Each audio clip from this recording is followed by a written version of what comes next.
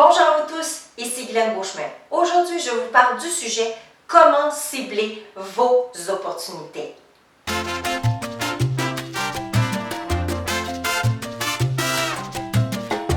Alors aujourd'hui, comment on cible les opportunités? Donc d'une part, il y a plusieurs éléments à savoir afin de cibler les bonnes opportunités. Parce que vous savez, nous sommes entourés d'opportunités. Donc, est-ce que vous avez des œillères qui regardent comme ceci droit devant ou vous avez carrément les œillères complètement ouverts? Ça, c'est à vous d'en prendre conscience. Parce que si vous avez les œillères complètement ouverts, vous allez voir tout ce qui arrive et cependant, vous allez devoir faire face à prendre une décision, faire face à des choix. Donc, qui fait en sorte que si vous prenez toutes les opportunités qui passent devant vous, nécessairement, vous allez perdre du temps, perdre aussi de l'argent. Cependant, ce n'est pas mieux d'avoir les œillères carrément fermées. Parce qu'ici, nous regardons droit devant, ça va, on a notre vision qui est là. Cependant, on ne voit rien arriver de tous les côtés. Donc, on pourrait justement manquer de bonnes occasions dans les opportunités. Quand vous êtes un entrepreneur, nécessairement, vous devez faire face à des choix et prendre des décisions pour votre entreprise ou si vous êtes un entrepreneur de projet, alors ce sera pour votre projet en soi. Alors, il y a quelques éléments ici que je vais vous partager qui sont essentiels justement à savoir avant même de penser à créer son projet ou à aller de l'avant dans un projet ou dans une entreprise quelconque. Alors, ici, on appelle ça l'analyse du marché. Alors ici, vous avez les 4 éléments qui vont vous démontrer justement l'analyse du marché pour votre projet, pour sa réalisation. Alors, un des éléments, la clientèle cible. Quel type de clientèle recherchez-vous? Est-ce que vous avez misé? Savez-vous exactement qui est votre client pour votre projet? Donc, la plupart des gens, ils ont nécessairement un projet qui est relié à de la vente.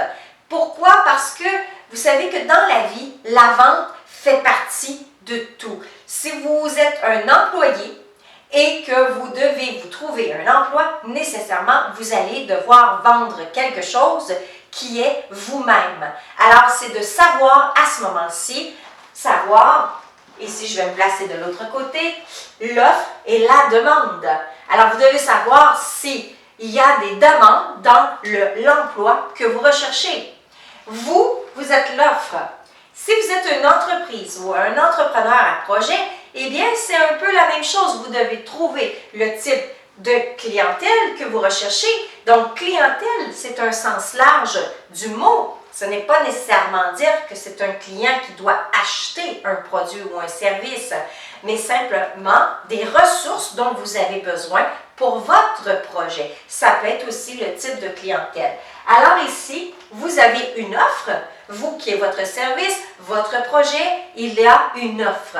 Mais est-ce qu'il y a une demande? Y a-t-il une demande à cette offre-ci? Donc, c'est là où c'est important d'en faire l'analyse du marché avant d'aller plus loin dans les étapes requises. Deuxième des points, ici, nous avons les besoins essentiels qui sont ici. Donc, ce qu'on appelle les besoins du client. Alors, les besoins que les ressources, que les personnes dont vous avez besoin pour votre projet doivent avoir pour faire la suite, la continuité à votre projet. Faire en sorte que votre projet devienne réalisable. On est toujours dans cet instant-là. Ensuite, de l'autre côté, eh bien, nous avons la structure du marché. Donc, ce qui veut dire que votre entreprise, votre projet, l'avez-vous structuré? Avez-vous mis en place des bases solides qui permettront justement l'évolution, la diversité et l'explosion de votre entreprise? Alors, il faut y penser, c'est très important de penser à cette structure de marché de votre projet. Et le dernier point, Eh bien, c'est la compétition et les offres. Donc, quels sont vos concurrents? Quels sont vos compétiteurs? Est-ce que vous le savez? Quand on démarre un projet, il est très important de s'assurer justement de la compétition. Les concurrents, à quel endroit ils se situent? Est-ce qu'ils vendent exactement ce que vous désirez vendre? Quel type de service qu'ils offrent? Et etc. Vous devez faire l'analyse complète de ces concurrents-ci. Je ne veux pas dire que vous ne pourriez pas, justement, effectuer votre projet parce qu'il y a des concurrents et qui sont très rapprochés de vous. Au contraire, c'est que la part du marché va être divisée en plusieurs parts de tarte à ce moment-là. Alors, est-ce que la somme d'argent qui va être reçue, donc de ce marché-ci, vaut la joie de tout démarrer le projet en tant que tel? Et dernier point où je voulais vous parler, c'est de vérifier la cohérence de votre projet versus votre clientèle. Il est très important que vous deviez être cohérent envers un et l'autre parce que ici on parle de l'offre et de la demande. Donc s'il y a plus d'offres, il y aura peu de demandes, donc moins de parts de marché à couvrir. Alors, j'espère que vous avez aimé cette petite vidéo. Alors, si oui, aimez, commentez et partagez celle-ci afin que d'autres personnes comme vous puissent en bénéficier.